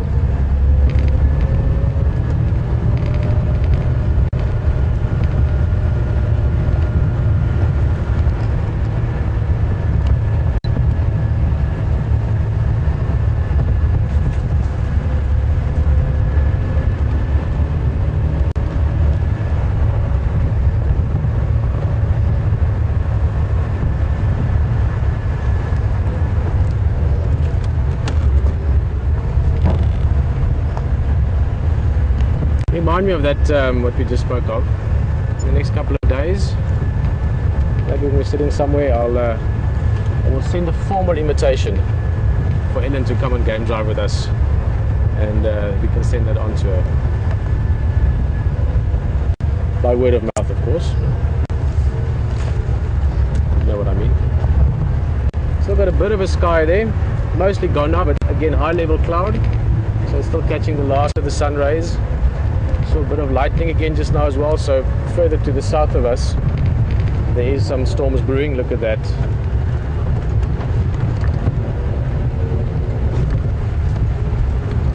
Thank you, Brian. I can hear people saying thank you for that view. That was quite a cool view. Brian's a special guy. Apart from being a special guy just because he is, he also holds your eyes and your ears in his hands, and he does so very sensitively and with great awareness, shall we say. Let's have a look here. So we are on a high point, so we can see some of the villages in the distance. That's what the lights are. There's the tree. Oh, leopard up against that skyline would be quite cool, huh? Yeah, a bit of light in it. Let's just have a look. Tingana, which means shy. He's not shy anymore. He's awesome leopard. He was a bit shy when he first came into these parts. I'm going to go to where he was earlier. He's likely to have moved a bit. Also not impossible that he's actually moved on altogether. Let's get a spotlight here. Use the lights here. That one's on, that's on. Okay, good. We can see.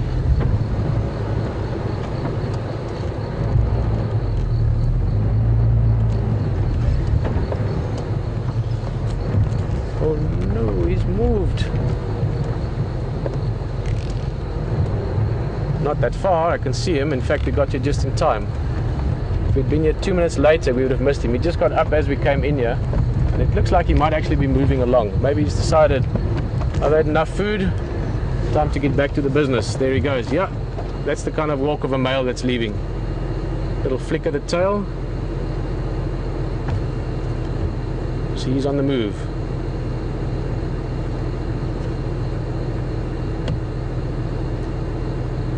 He's got work to do. You don't dominate a large area like he does. He's a very active, very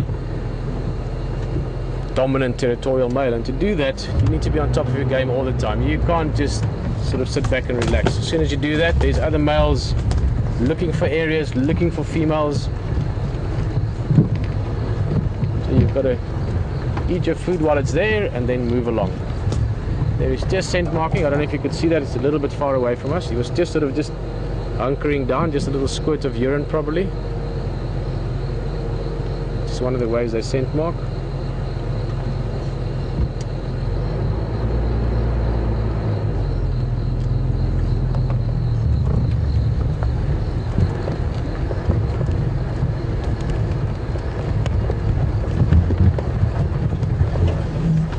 This was lucky timing, eh? Literally, had we been 30 seconds or a minute later, we would not have found him at all. There he goes.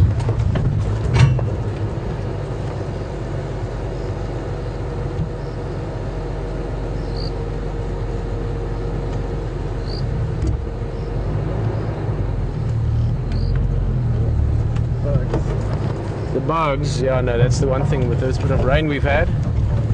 Maybe staying as well. Last night could certainly notice the increase there. He's squirting again. You can just see, oh, just the body posture a little bit far, but it just stops and just a little spot of urine just to leave a scent trail for other leopards. Remind them in whose land they are.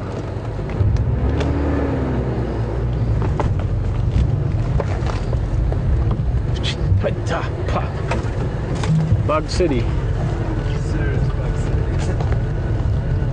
Actually, they like that light as well. The light here in the back just to see the inside area and so that you guys can see me. I think we're just going to kill it for a bit. The bugs are already flying in here. Let's switch it on when I talk to you.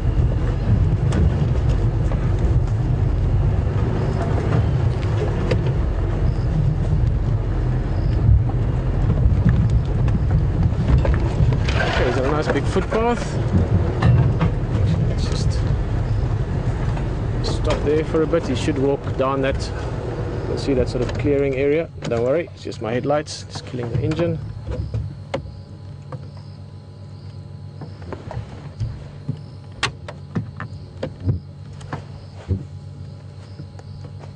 I just love the way they move as well, just so stealthily.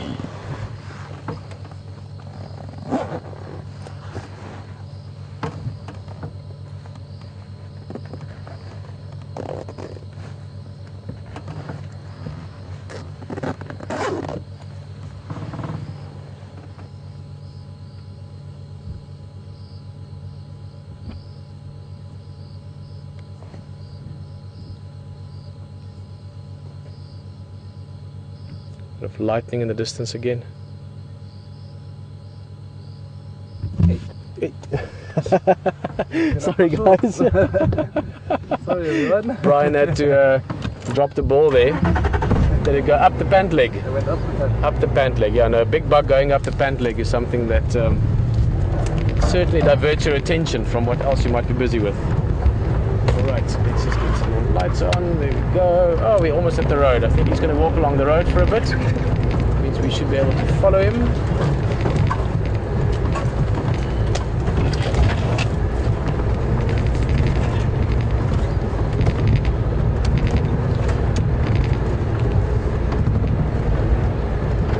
Yep.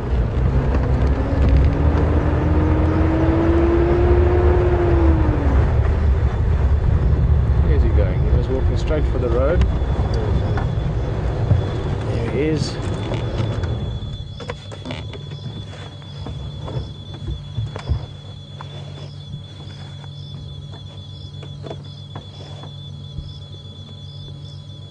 That's interesting. Might have heard something, smelled something. The breeze is coming from that direction. Stick with him for a bit. Yeah, we have about a bit over 3 minutes left. You smell that? I think I just caught a whiff of, it smelled like a carcass. Yeah, me too. You smell that? Now keep in mind, this is where earlier we heard alarm calls from impala and then from other birds. I wonder what that is about. This is interesting.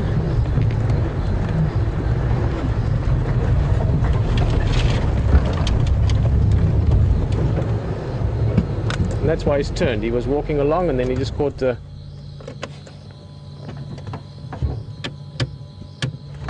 smell of something.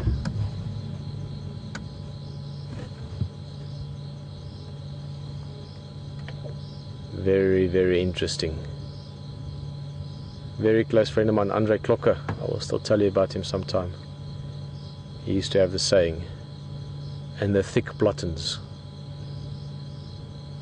For years I always thought it's really silly, but getting to know Andre, I really understood him later on.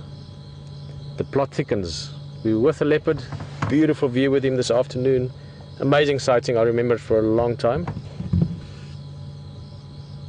Got back just in time to find him leaving. He's decided he's had enough to eat. He's got to get back to patrolling his area. And less than a mile, probably about 400, 500 yards further, something gets his attention.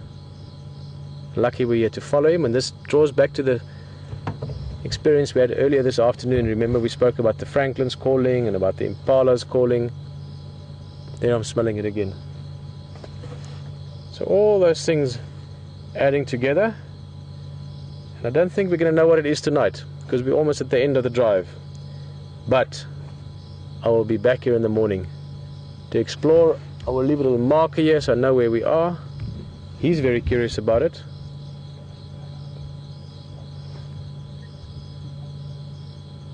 Tomorrow morning we'll get back into this area, look around, smell around. Maybe it's nothing, maybe it's something small. He's also not too bothered by it. But maybe it's something that we can explore further again tomorrow. Got about 1 minute left. So I think we'll have a last look at him. Boy, hold on. This is in the bumpy section. And there he is. From myself, Peter. From Tingana, the star of the evening, beautiful male leopard. And from Brian behind the camera, Will, Alex, everyone, thank you guys. It was an awesome afternoon. See you again tomorrow. Cheers.